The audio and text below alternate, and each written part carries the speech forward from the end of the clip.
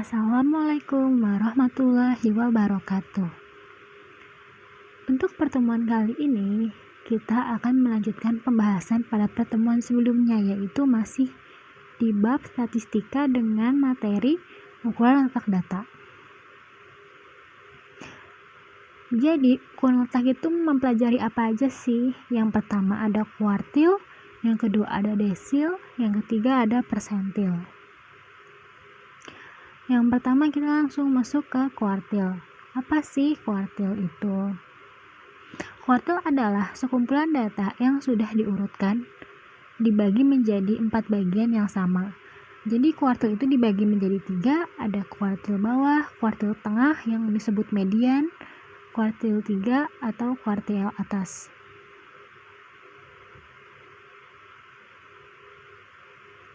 Nah, jadi kuartil itu dapat diilustrasikan sebagai berikut.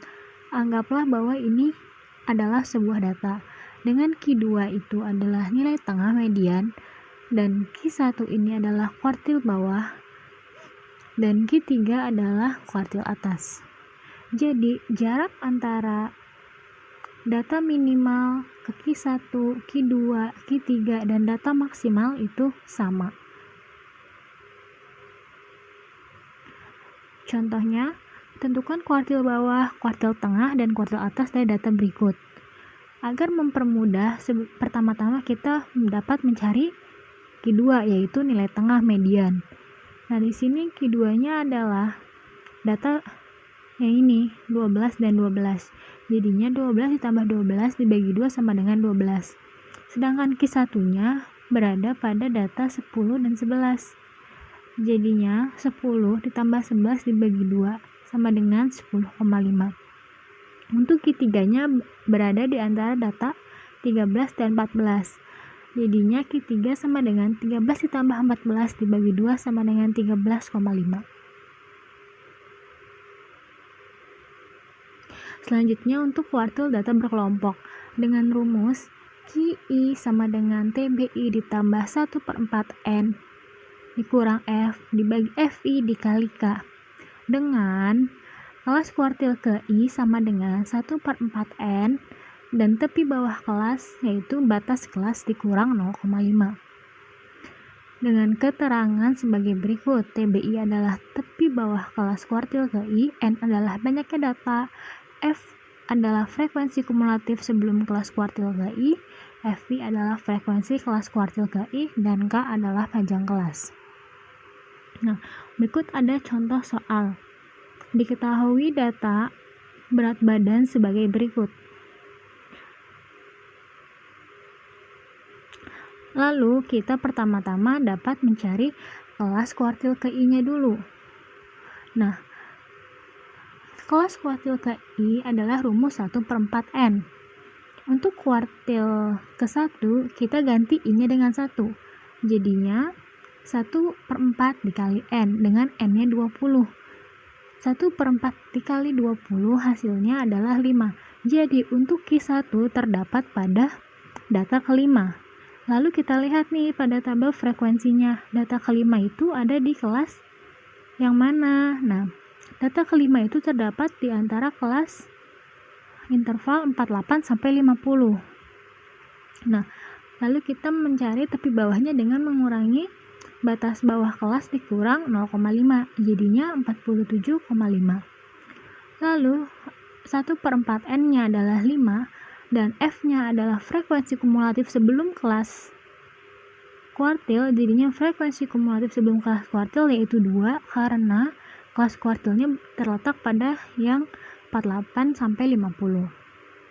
Dan panjang kelasnya adalah 3 dan frekuensi kuartilnya adalah 5. Hasilnya adalah 49,5. Selanjutnya untuk mencari Q2 juga sama. Jadinya kuartil kelas ke I-nya ada di 2/4 dikali N. Jadi ada pada data ke-10. Data ke-10 terletak pada interval 51 sampai 53. Nah, maka dari itu tepi bawahnya yaitu batas bawah dikurang 0,5, jadinya 50,5. Dan lalu kita masukkan frekuensi kumulatif sebelumnya yaitu 7 dan frekuensi pada kelasnya yaitu 7, lalu dikali panjang kelas 3, dan hasilnya adalah 51,7. Selanjutnya yaitu kuartil ketiga.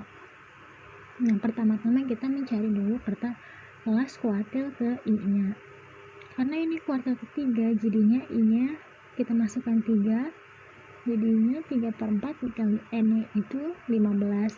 Jadi data kuartil ketiga terletak pada data ke-15. Data ke-15 berada pada interval 54 sampai 56.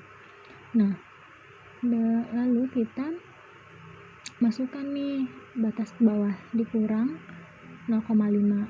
Nah, yaitu tepi bawah kelasnya 53,5, 3 kali 20 dibagi 4 dikurang frekuensi kumulatif sebelumnya 14.